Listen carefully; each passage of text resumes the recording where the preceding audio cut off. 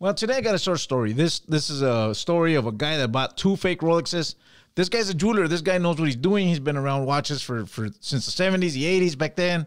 So he knows Rolexes. He knows what a authentic Rolex is, what a fake is, and he could tell. So the story is, this guy walks in. He's got 2 Rolexes. I believe it was 2 Submariners. This story was told to me by my dad. My dad and him are they've known each other for many years, and I know him too, but he didn't tell me the story. I got the story from my dad. So what happens is, a guy walks in there and he's got 2 Submariners. He's trying to sell 2 Submariners, right? And he was asking a fair price or something below what fair was, because obviously the guy made it seem like well, you know, I'm selling, so I'm not getting my actual worth. So he walks in there with a jeweler. The jeweler, you know, he gets these 2 Submariners. He opens them up. He knows watches. He's got the case opener for Rolex, so he opens them up, both of them. He checks them. He verifies they're authentic. They were actually authentic Rolexes. Closes them back. And of course, this is where greed takes over. And this is a really important part of the story, because the guy, the seller, he knew this was going to happen. And we all know what's going to happen. You know, if somebody says, you know, I need so much amount, and we know that from the buyer, the next thing we're going to hear is a counteroffer. I'll give you so much. And we all know this. This is a game that we play, that we all understand. I don't know why. I guess it's implied when you buy something from somebody like that. So the jeweler says, you know what, I'll give you so much for your watches. And I forget the amounts. That's irrelevant. So the guy says, no, that's just too low. And you know, I've had him for years, and you know, he gives him a story, and he says, no, I can't do him for that, but I would take this amount. You know, he counters back. And the jeweler's like, no, I got overhead. I have, you know, they may sit here in a case for a year. I don't know. This was years ago. Rolexes weren't as expensive as they are right now. But not that long ago, maybe 9, 10 years ago. So they're going back and forth, and then finally the jeweler tells them, you know what, this is it. This is how much I can give you. Of course, they were already at a good price when he walked in, but the guy says, you know what, let me go outside. Let me call my wife.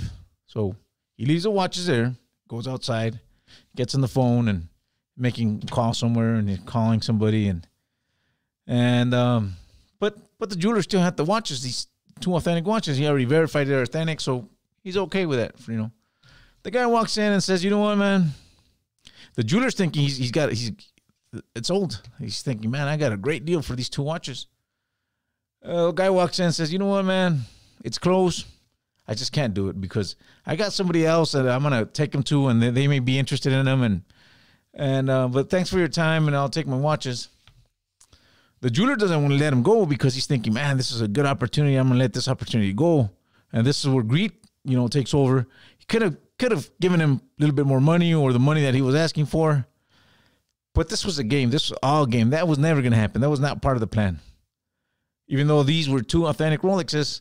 So the guy gets his watches. He says, you know what, man?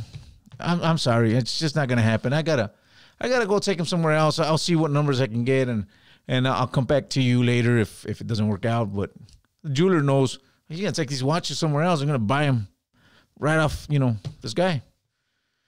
So the guy gets in the car, and he got his watches with him. And the jeweler's thinking, man, I just let this great opportunity go. And this is all part of the game. This is the most important part, because this is all part of a game.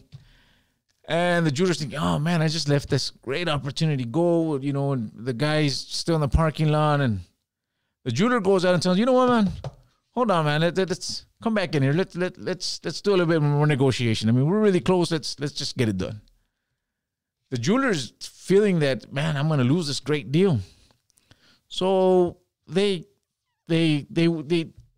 go back and forth just a little bit more, and then they reach a point where, okay. And the jeweler's happy, because, I mean, they were already cheap when they got in. Now he can get them for less. That's perfect. So the jeweler pays him. They're really excited. Takes his watches.